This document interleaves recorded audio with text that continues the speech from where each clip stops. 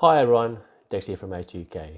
Thanks for joining us for today's webinar, BIM 360 Design Day Boost Collaboration for Civil 3D.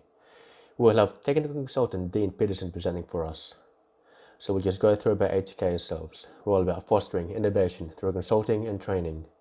HUK Technologies plays a vital role in helping the infrastructure, building, mining, construction, architecture and manufacturing industries reach their full potential by delivering complete technology solutions and support services such as education, consulting and IT managed services. We're working with visionaries to shape the future of design and in turn enable them through innovation to minimize risks, improve productivities and achieve excellence. HUK Technologies is considered the business partner of choice and trusted advisor by vendors and clients.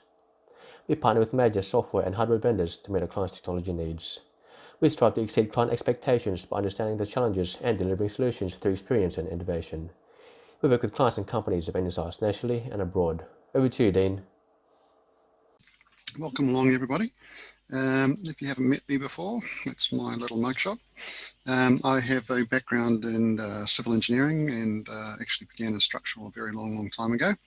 I've been working for A2K for about the last 13 years or so in my role as the civil technical consultant. So we're going to just do a couple of slides out of a PowerPoint here just to run you through what we're going to be talking about, but largely this is going to be a live demonstration of what BIM 360 looks like.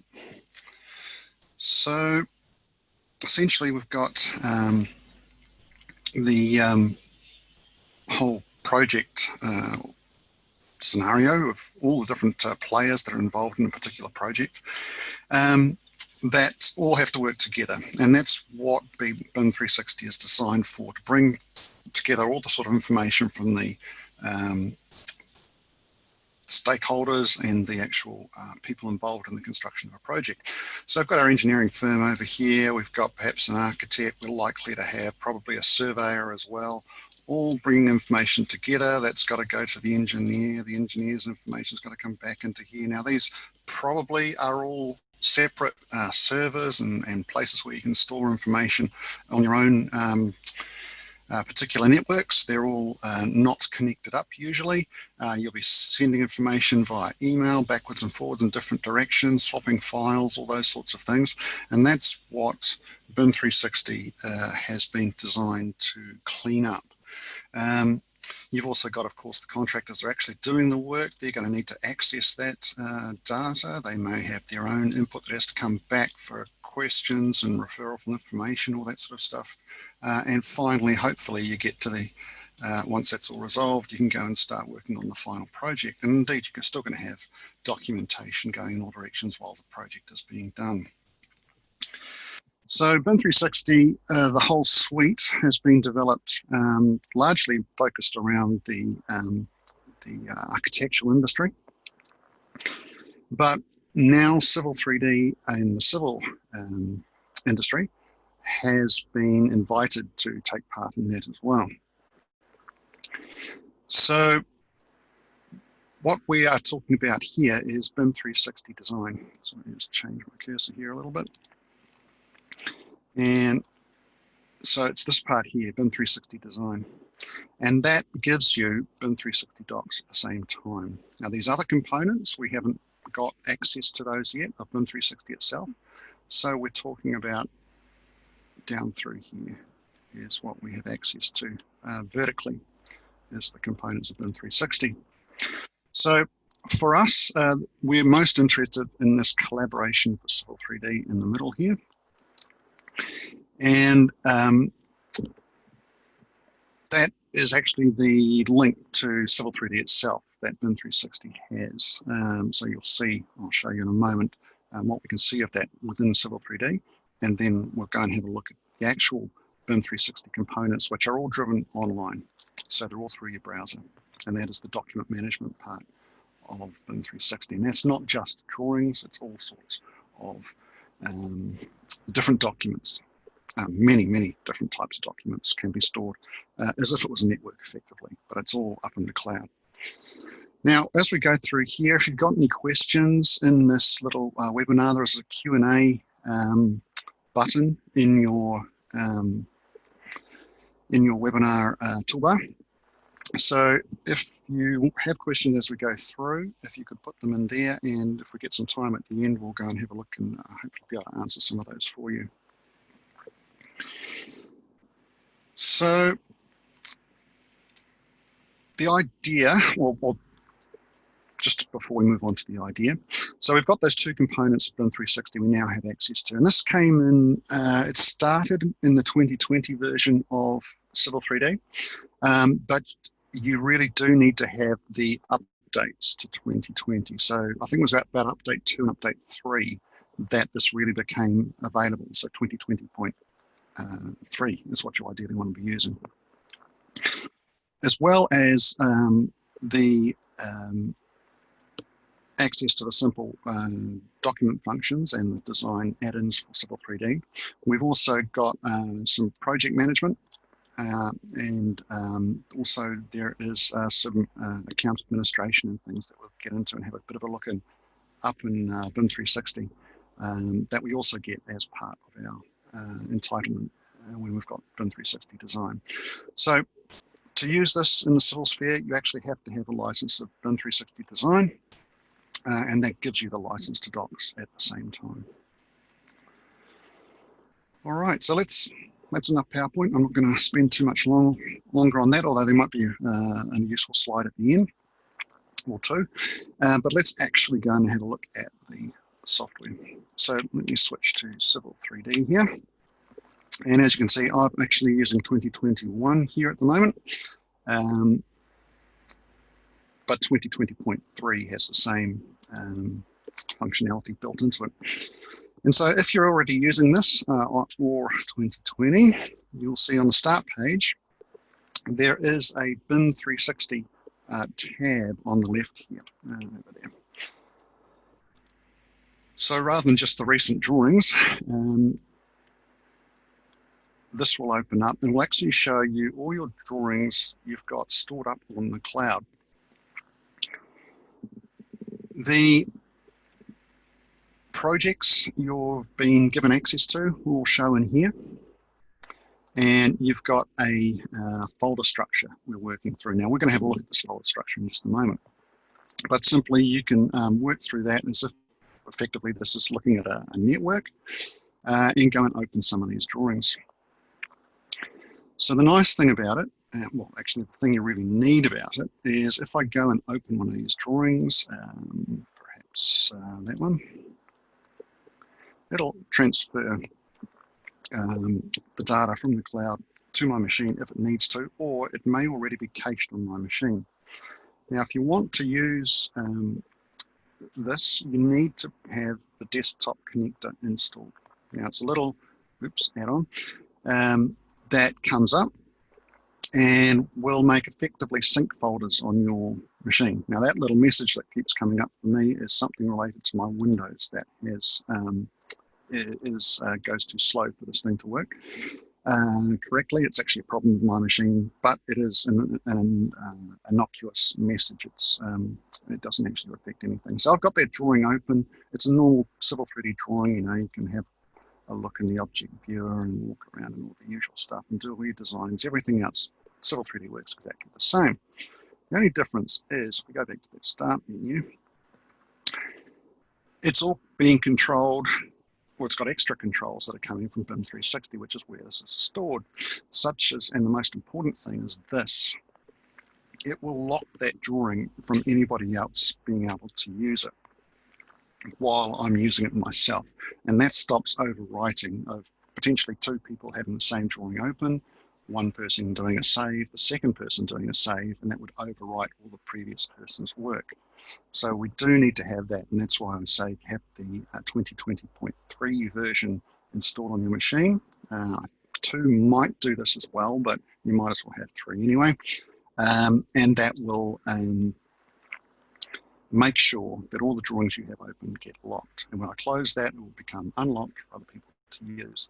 You also have the versioning here. You can see V3, version 3. That is currently the 3rd save that's been made to that drawing, and we can actually get all those versions up on BIM 360. So that's quickly a quick talk through the interface that you're going to see in Civil 3D. So other than that, Civil 3D works exactly the same. What I will point out is the desktop connector that you also need to install. Shows up as these, where are they? It's OneDrive.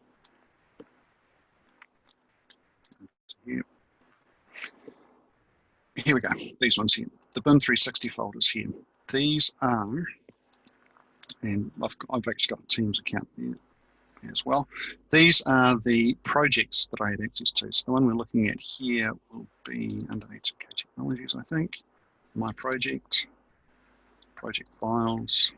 And it doesn't pull down all these files onto my machine. Only the ones I'm needing. So that DRF base surface drawing that I've just opened, that will have been pulled down into the correct folder. So it's the DRFs folder. No, it wasn't that one. Survey, I think. Yeah, so we've got that cached there. So that's actually come down to my machine. All the other ones are not kept on my machine. So it's not going to take a massive amount of space on your own local machines. And when I save that, you can actually clean out these caches if they're getting too big. So that is a download, a free download from Autodesk if you're looking for it. So if I go and have a look for that one, let's Google search for the Autodesk desktop connector.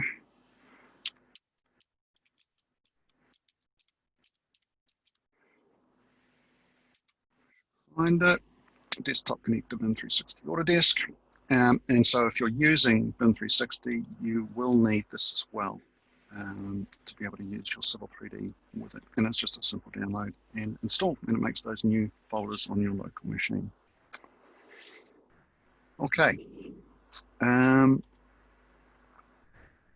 One other thing, if you've got access to BIM 360, is that there is a new, or relatively new, came out, I think it was end of 2019, I think it was, version, is that when you've got a particular drawing open, there is an output, sorry, begging your pardon, the Collaborate tab, there's this Publish Surfaces.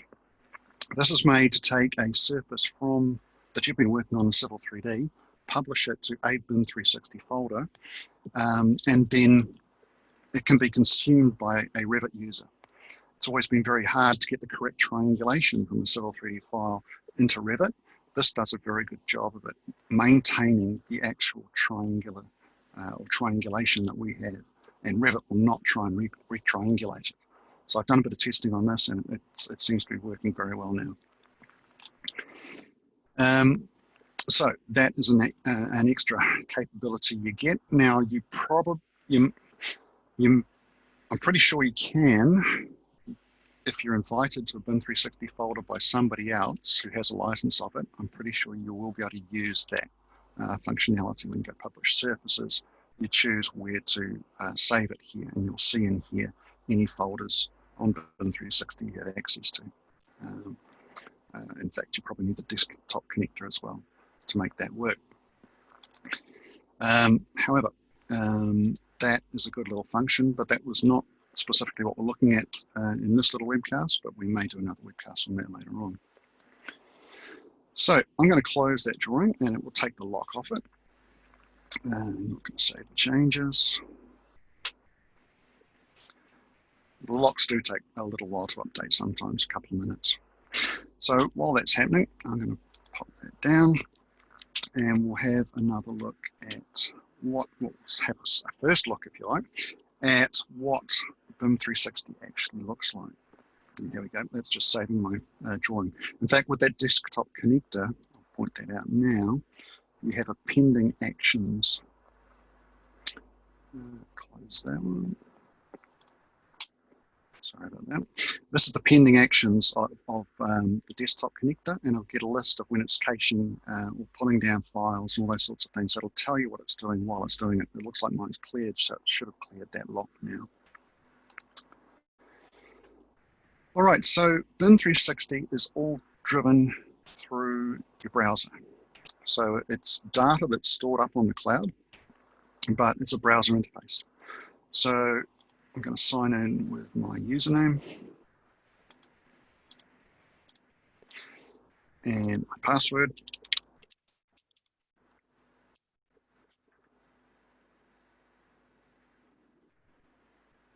In just a moment, it'll come up.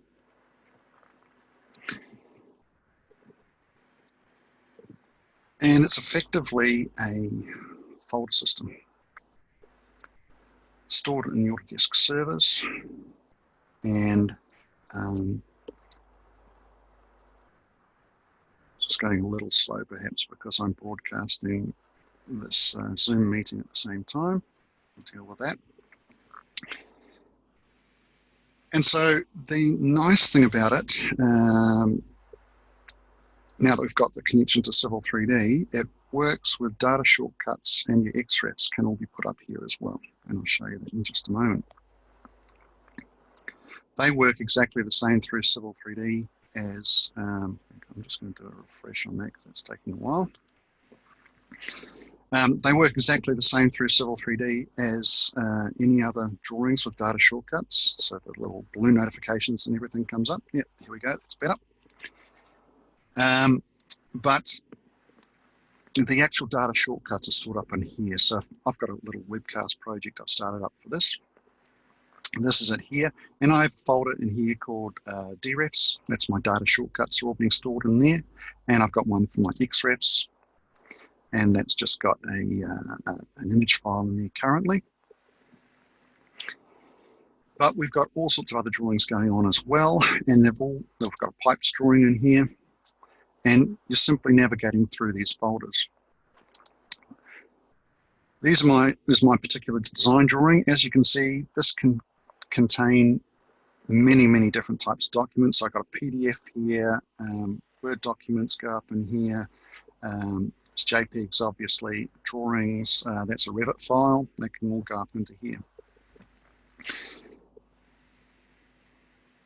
The folder structure itself is all controllable as to who has access to what, such that if I come onto this design drawings folders here and go to the permissions, I can see the people who have access to this particular folder.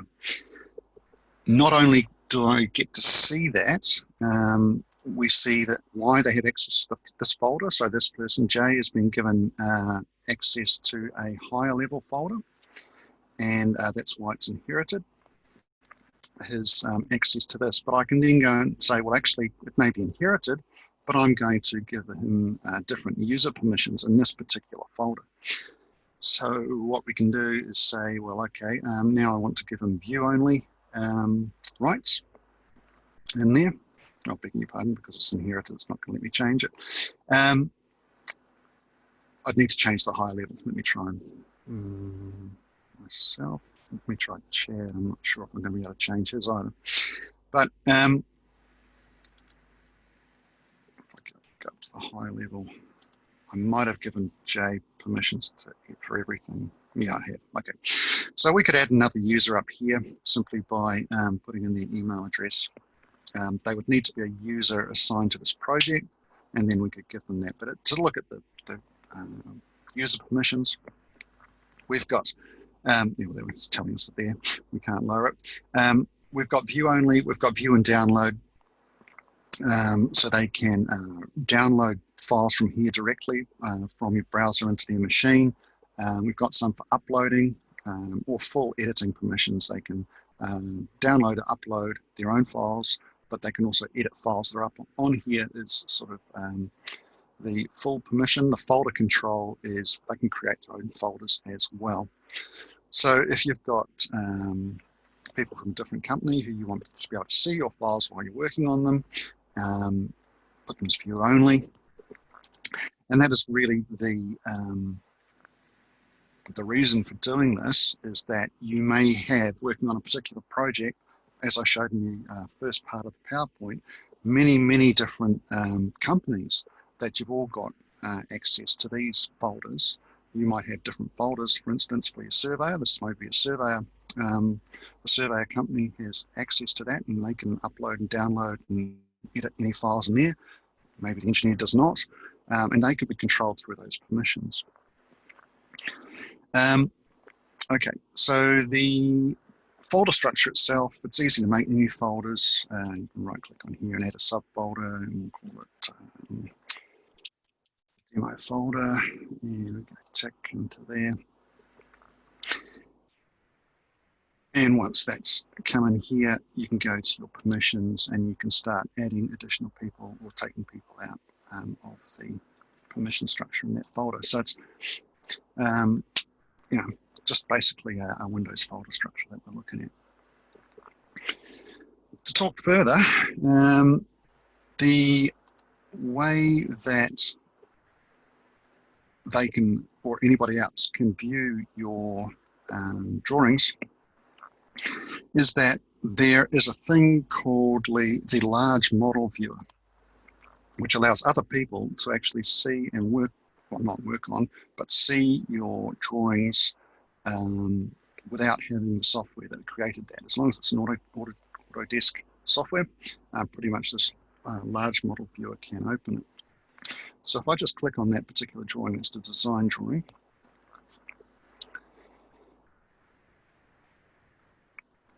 it has the ability to go and have a look at my drawing here. And as you can see, it's all running through my browser. This is Firefox. Firefox and Chrome work very well for this. Those are the ones I've tested and found work good. You can see my long sections, all that sort of stuff. Plus, there is a 3D viewer. So if I go to my 3D view,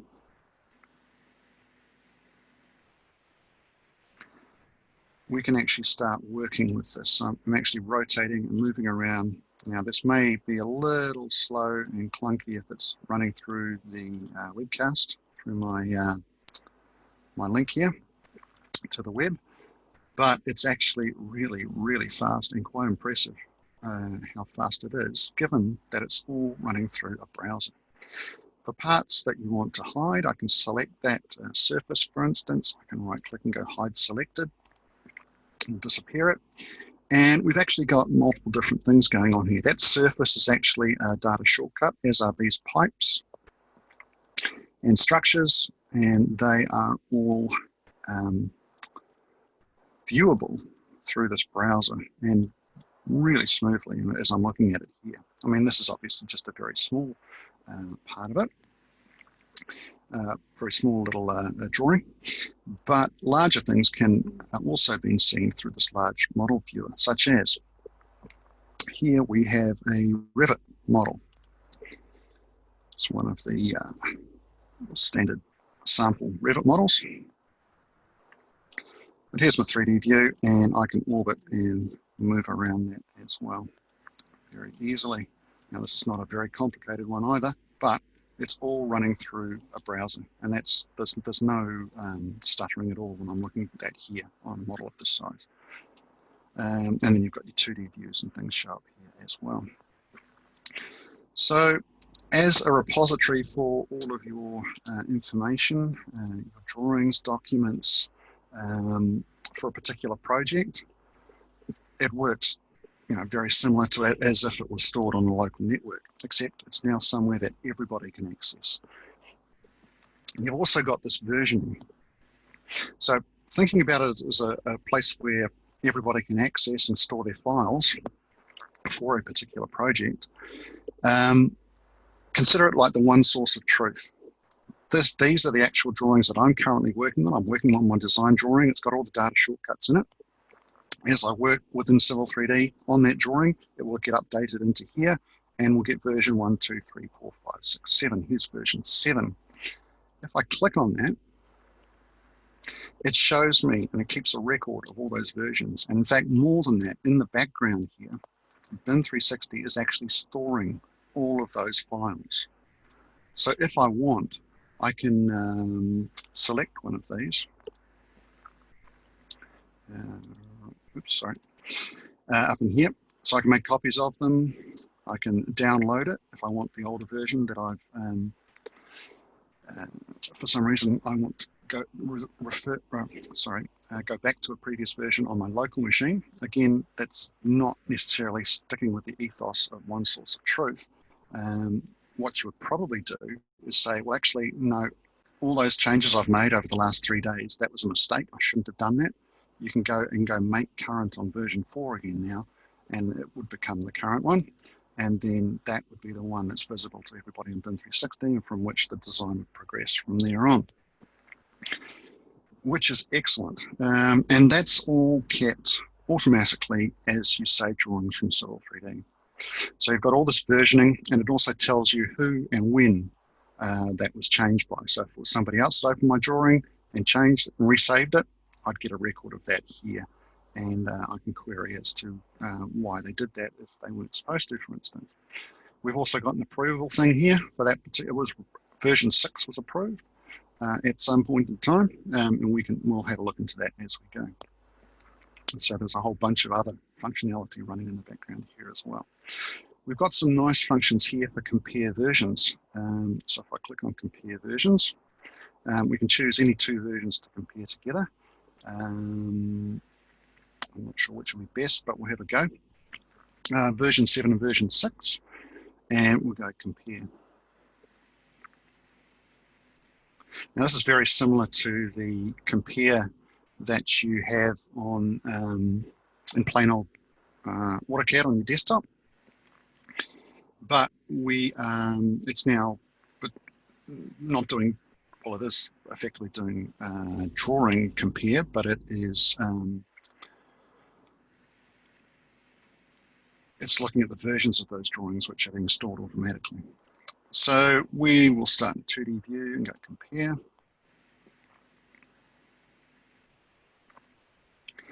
And it's showing us things that are different. So the blue is the version 6 and the red is the version 7. And if we zoom in and have a look at it, there are small changes. Now I might want to compare these in different ways. Obviously there's a big change. Anything that's grey is the same between the two files. So if you see something that's blue like this, it means my image has been lost in version 7. Is in fact what's happened. You can see the red here is version 7. It's lost my XREF. So I can go back into Civil 3D, repath the XREF, and that would fix that. What we can also do is have a look at this in different ways. So rather than doing an overlay, we can go side by side. And this will allow us just to scroll through and see what the difference is. And that's going to be really useful, actually. So for places like, zoom in,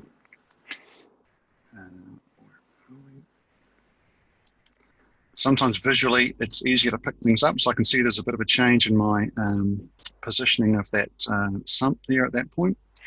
And this particular sump as well has changed position slightly.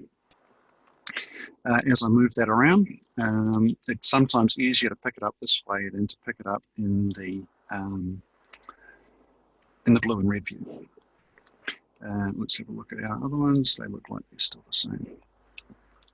Okay, so going back to the side by side, or the overlay I should say, back into this view. We can also a couple of zooms and pans, but that's pretty much what we're looking at here. Now there is a third method we can compare these things together. So if I can close compare and redo it. So have a look at version 7, comparing version 7. Actually, we'll try a different one, shall we? We'll do 6 and 5. Okay.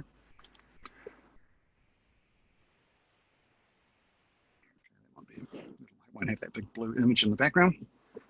If we go compare now, oh, sorry, I want to change to the 3D view. 3D view. Sometimes if you're trying to look for changes, the 3D view actually is more beneficial or easier.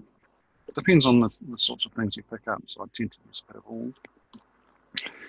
So in the 3D view here, again, I should be able to pick that, and I can hide that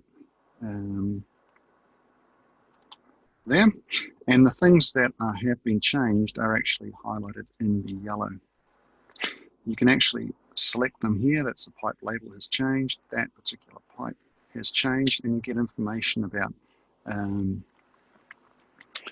the changes between the two drawings is actually all supplied in this 3D view as you can pan around and look at it.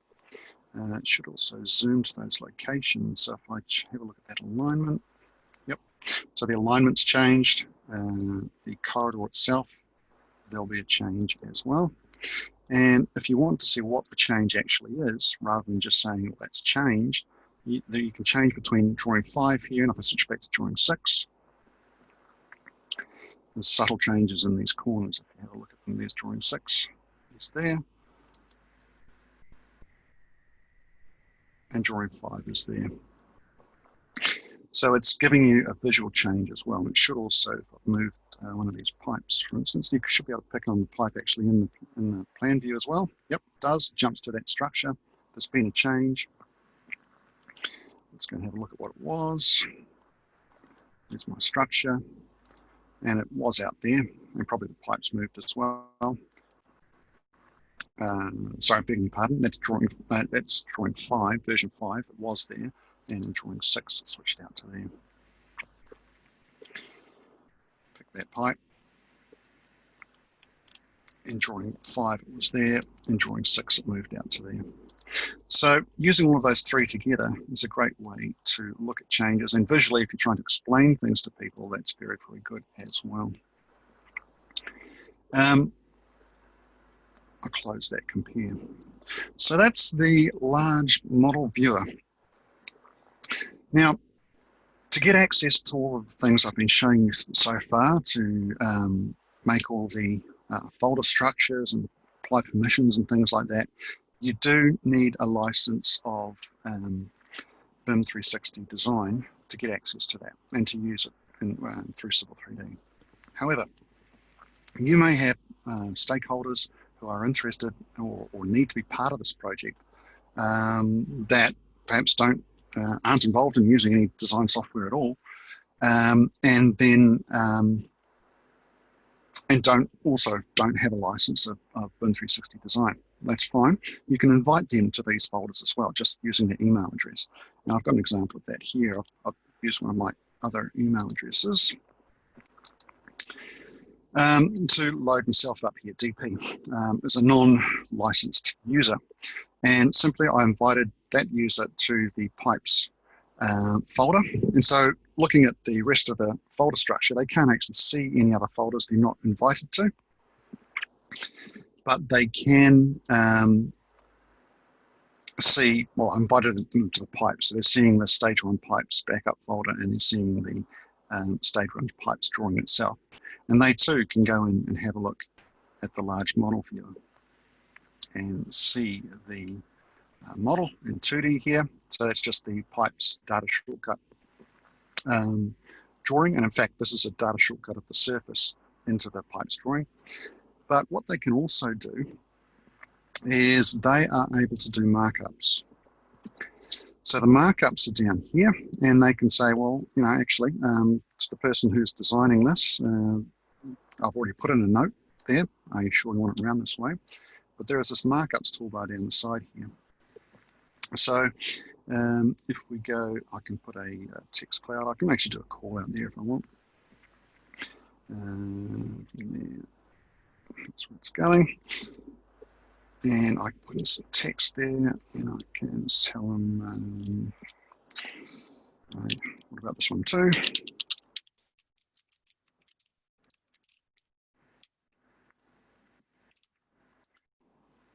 And I can move it around the place.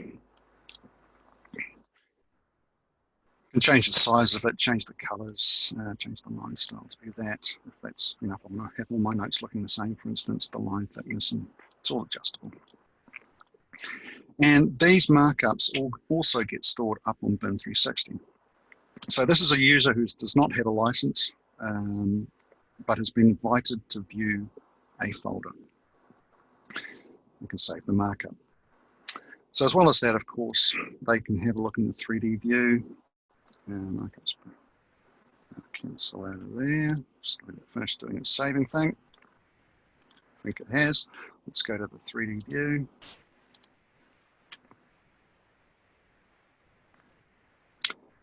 And again, they can have a look at the model in the 3D view, even though they do not have any licenses whatsoever, just because they've been invited to use the folder. So they do have some rights.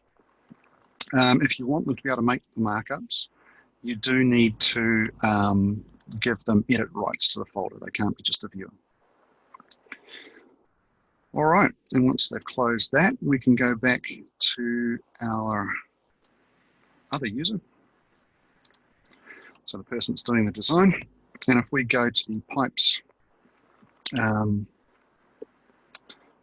drawing again, and the pipes folder in the pipes drawing, that's the one we're just looking at with the other user. And we get a little markup here, which would have been grayed out initially. But as you can see, it now says has markups. So if I go into that now, I'm going to see the markups that the other person put on if I have them active.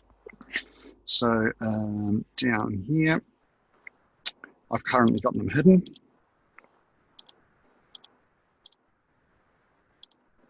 Oops, should come through. Markups. That may still be syncing. And here's the one that was put on previously. There is a little bit of a sync lag in this. It's not instantaneous. It usually takes a couple of minutes, but here's one that's been done before by that same user. You're going to see those published by that user. You also can filter these on who created them, etc. if you've got lots of them, so you can start working through the markups that have been applied. The markups, once you're done with them, you can edit them if you want to be able to change them, as long as you've got permissions to do so, and you can archive them. But they basically are just markups written on the actual drawings themselves. There are some other things with more capability though. So markup's very simple, put some callouts and some clouds and things and make notes. The other things to look at are these issues. These issues are more specific. So if I click on one of these are one of these things here. And now I can hide the markups if that's getting in the way. Hide the RFIs for now. And here's the issues being displayed. And these are these yellow dots. You can put them in here. You can also put them in the 3D view. So if I select that, I can see an issue is actually being assigned to a specific user. That user, when you, well, let's just do one, but there's a lot of extra information that comes in there. So if I go back to the issues, and let's make a new one, go create issue, pop it into down here, and we can give it a status. It's currently open. We can say give it a title, so it'll be necessary, question mark. Assign it to a person, or in fact a company. If you have multiple companies, you can just say, well, you know, this is somebody's problem. I'll assign it to the whole company, and all the users for that company that are in this project will get an email. And that's what's going to happen. I'm just going to assign it to me in here, so other people aren't going to get an email. But as soon as this gets created, an email will be sent out. We can put a date when it's due to be resolved. Give you 2 weeks to have a look at that one. or 2 days if it needs to be done quickly. Location, we don't have a location currently, but we can put in some details. The owner is me. There's some root causes here you can select, so it's a design flaw maybe, and it's is this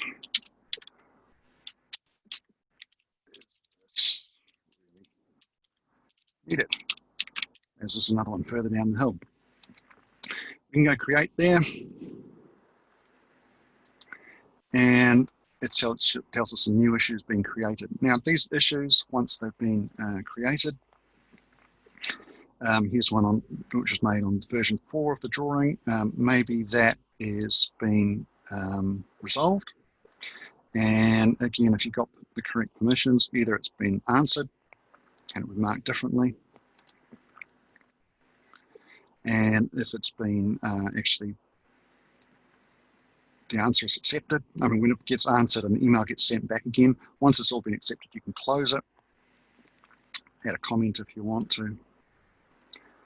And that closed one will remain here, but back in the actual folder structure. If all of these have been resolved, then it will not have outstanding issues for that drawing. So that'll all be displayed. And as you can see, they change color in here to match. Now there's one other type of issue logging, if you like, which is the RFIs.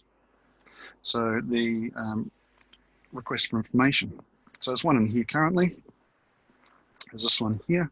And these are, they're similar to the issues, I guess. Generally, you'd probably be, and they can be, assigned to multiple different users, so more than one. So there's a distribution list going on here, how many people you're going to actually send it to. And they will all get emails saying, look, there's been a request for information. Somebody wants to know what's going on over here. And you can actually link references into there, like photographs and those sorts of things can all be put in. And so that's another good thing. This is running through the browser. So you can actually run this on your phone or tablet out in the field. And you can be walking around and you can be logging these issues and RFIs and doing markups. In fact, on your phone it does work. There's an actual app, a BIM 360 app on the iStores or the Play Store that you can download and actually, do exactly what I'm showing you here, including the 3D views, all through your phone. So it's rather remarkable that it's actually all able to work through a browser and work on those multiple different machines to be able to take out into the field and actually start logging things that get referred back to the correct people straight away. They get their emails sent and everything else all in one hit. So those are the RFIs. Now, the reason for the distinction between an issue and an RFI is if we go back to the BIM 360 folder structure, we can get all our issues noted here in one place. So the issues for that particular project will all be listed. So that's another way of looking at them rather than having to go through each individual drawing. But also, oops, lost folder structures here. You'll also be able to see them back in the different parts, or the project administration part or project management parts of BIM 360, which is away from the document manager, which is just the project, the folder structure. These are the project areas, and we should be able to, one of these, just need to remember which one, be able to see the RFIs as a different group, and here they are. Yeah, so it's under project management.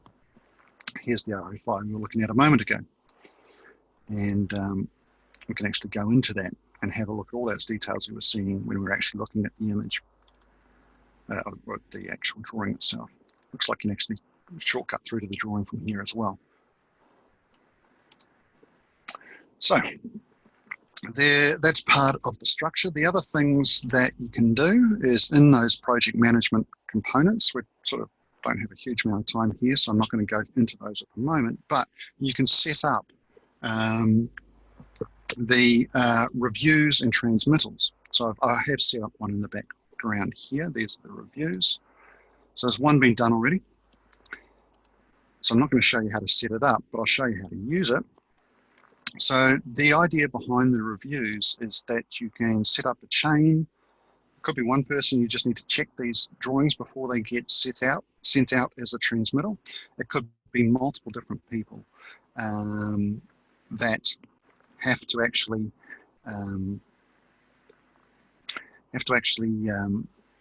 sign off, if you like, the drawings before it gets done. So having a look at what it looks like once it gets set up, if we go to our webcast project, if we go to our, say, design drawings, and we'll do we'll start a review. So in here, I want my design drawing to go out. I want the Revit drawing to go out with it, and maybe this PDF and the JPEG, or as many things as I want.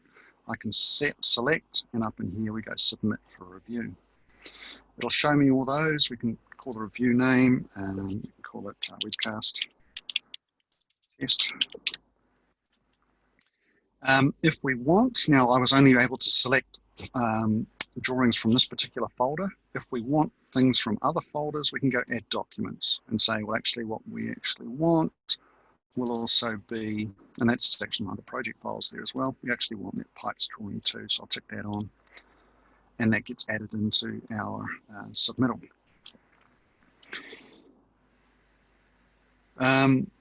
What we need to do is we need an approval workflow. So this is where we choose the workflows that have been made up for the project, and that is basically the approval types. So this is just a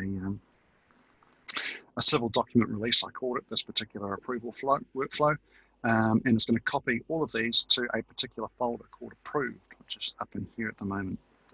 So I'm going to choose that one. You may have many of these, but as you can see, this is a one-step approval. It's going to go through to one person and then get approved.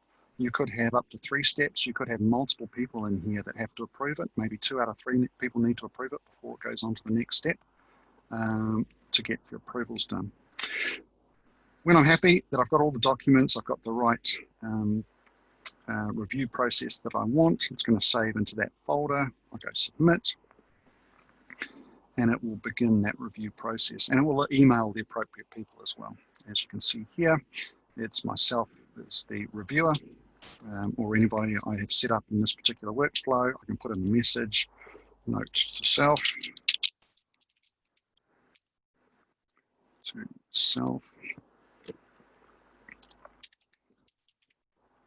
and whatever is appropriate, please approve.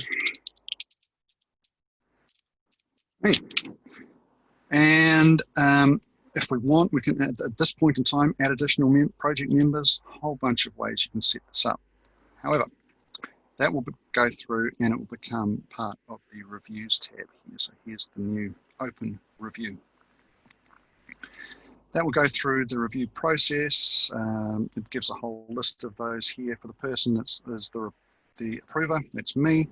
I can send another email notification if I want to. I can open up each one of these just by clicking on the link. It opens in the large model viewer. I can look at it in 2D and 3D, do whatever changes I want. I can see this one's still going to mark up outstanding, so I might want to go and have a look at that. When I do that, I get the ability to write comments, etc. So if I want to send refuse one of these, I can do so in the review process. So there's comments there through the review process. But in the end, you either approve them or you disallow them.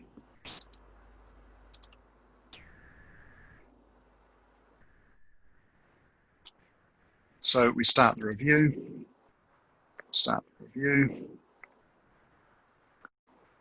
go through and set the approval status to what it is, approved, rejected, or rejected with comments. So all these go back to the person that submitted it originally.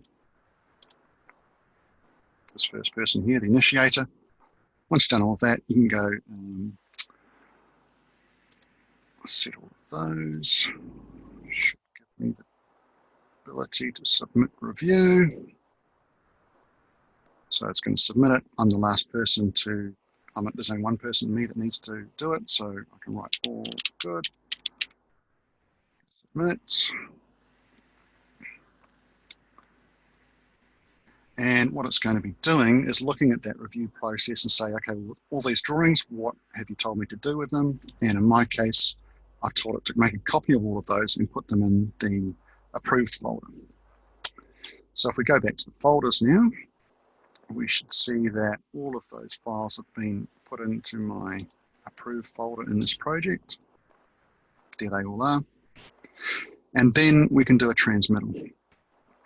So I can select all of these, and ideally, that's how you want to be doing your transmittals, from an approved folder like this. So it's gone through the checking process. You know that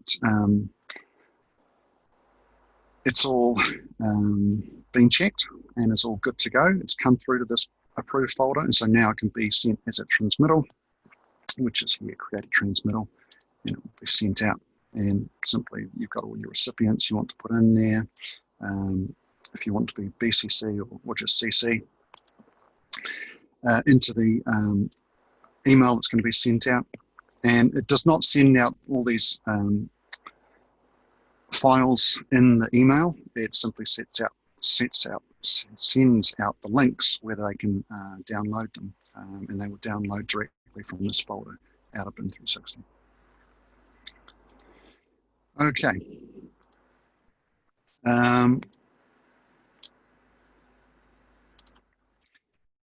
The last thing to look at, perhaps, is just before we go and have a look at some questions, is perhaps just refer back quickly to the PowerPoint and look at one way that Autodesk have outlined here as one way you could use BIM 360 with a civil project. So we have the surveyor up the top of this panel, and they're going to create a new drawing and save it up in BIM 360, and they're going to create a surface in that drawing. They then create a data shortcut into Data Shortcuts project folder up on the project, which means that subsequent people can access it. So then the designer can pick it up, create their own drawing. They can data shortcut in the surveyor's surface. Of course, it's data shortcut, so if that surface is updated later on, it gets updated as per a normal data shortcut. So this is actually all working on their desktops, but the files are just being coordinated and stored up on BIM 360. They can create their corridor, and they can create a data shortcut to that corridor as well, so subsequent people can use this as well. So the engineering technician who is prettying up the drawings for us, the roadway designer has gone on to the next project already. They can make access of all those data shortcuts. They can bring in the surveyor's information, the designer's information, maybe multiple designers, maybe somebody working on the pipes as well, bring them all together, make their section sheets, and get the drawings finished into a finished drawing folder. And then the revision process can work again. So the revision process that I just showed you can start. They can be submitted for review, and the manager can go through, check all the drawings through the review process,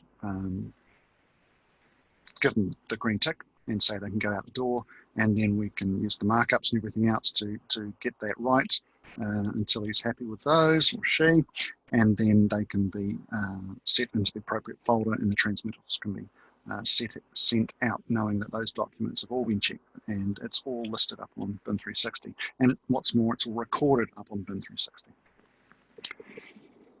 So just one way of thinking about it in simple situations, simple project situation, of a way that you can make use of those folders up in there, because we've got the ability to use those data shortcuts in X-Res.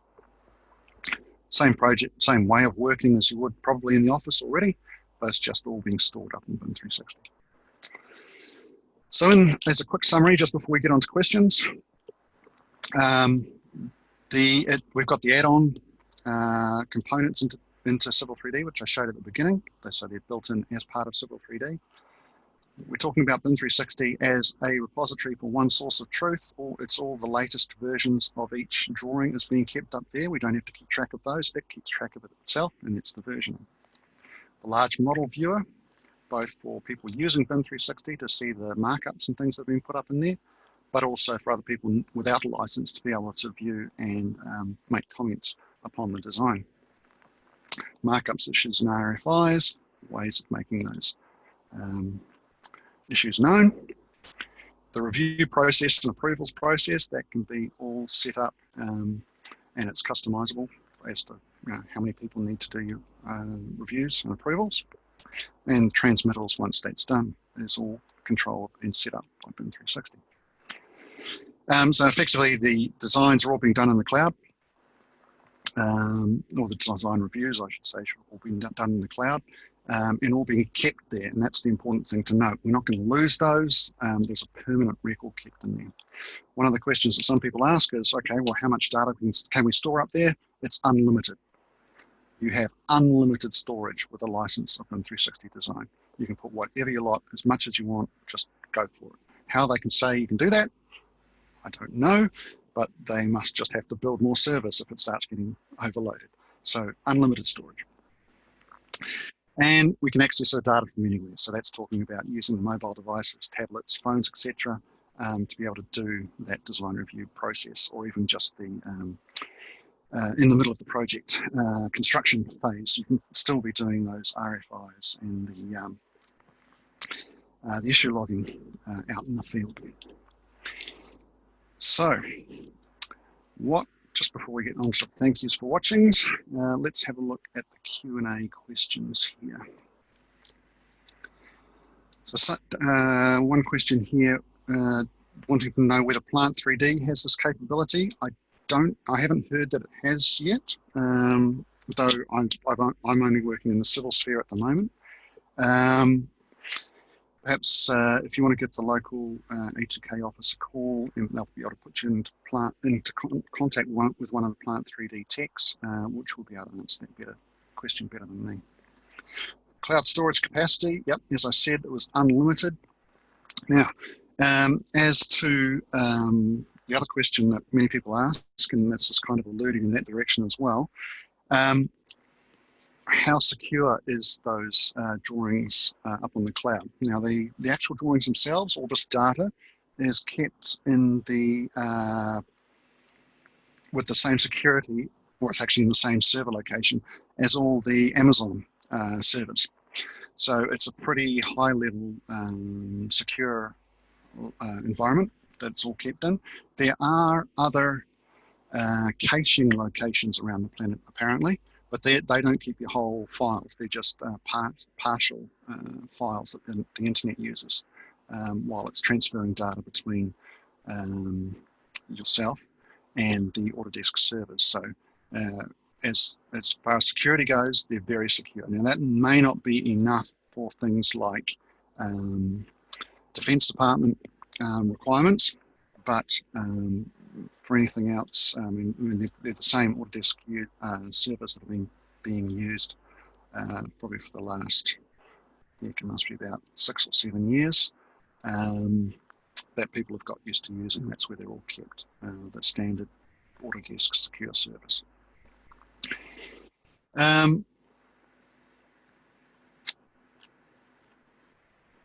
So, what else we got?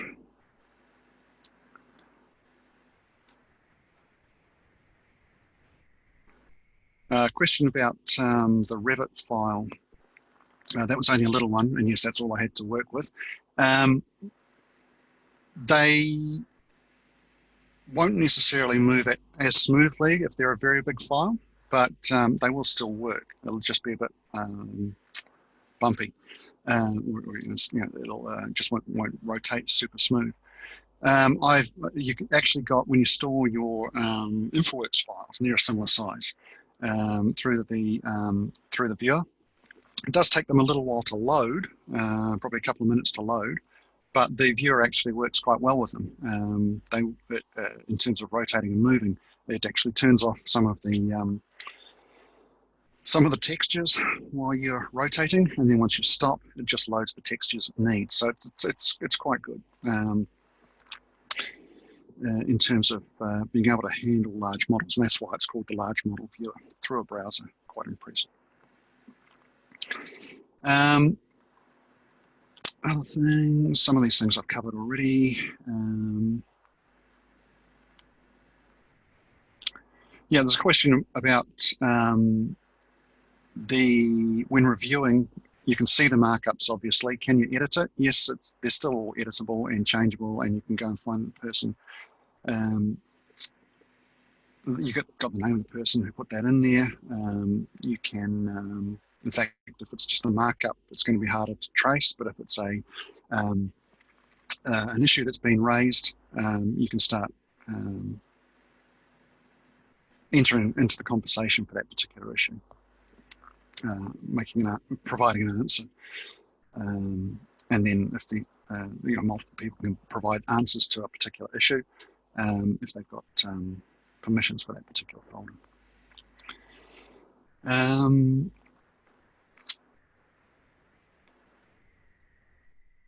Can drawings for a particular project been approved, been transmitted back into Vault? I think that would be something that you would need to actually download and put them into Vault, being a server-based system. I'm not 100% sure on that one, but if you want to know the answer to that, we do have the guys that have been using the architectural side of things for a while in BIM 360. They may be able to provide a better answer than I can. Not sure about Vault at this point in time. Talking about versioning of the Civil 3D drawing, 2020 and 2021 natively Civil 3D files can read each other, so they don't. It's the same applies to any drawings saved up on BIM 360. Both 2020 and 2021 will be able to read each other's drawings, as long as it's not a version change. I suspect we're going to get a version change when we go to 2022, but at the moment they will talk quite fine.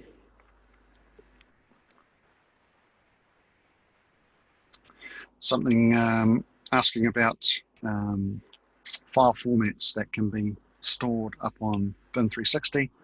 The Autodesk file formats and standard Microsoft ones are the ones that are definitely capable of being seen up there. There's a question about 12D files. I doubt very much you'll be able to read any 12D files up on there unless they've been exported as an AutoCAD drawing or something like that. Maybe IFC, I'm not 100% sure on that either. But the Autodesk file formats, yes, that's what it's been made for. And preferred or non-preferred web browsers, certainly the recommendation I've seen is for Firefox and Chrome. I've been using both of those today to show you, and they work perfectly fine. You probably want one of the updated versions, the latest versions.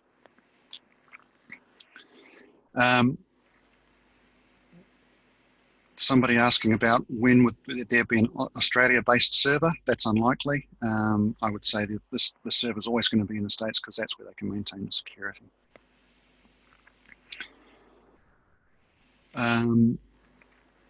No, and yeah, that's been answered already. So there aren't other servers. They are just the standard servers in the US. That's where the security is being maintained. All right, so that takes me to the end of the webcast and the end of time, really. Dexter, if you're still there, do you want to wrap up? Yep, thank you, Dean. That was a great webinar. And thanks again for joining us on today's webinar, everyone. And if you have any more questions, you can always contact us by email at info@educatechnologies.com.au. Bye for now. Thanks, guys.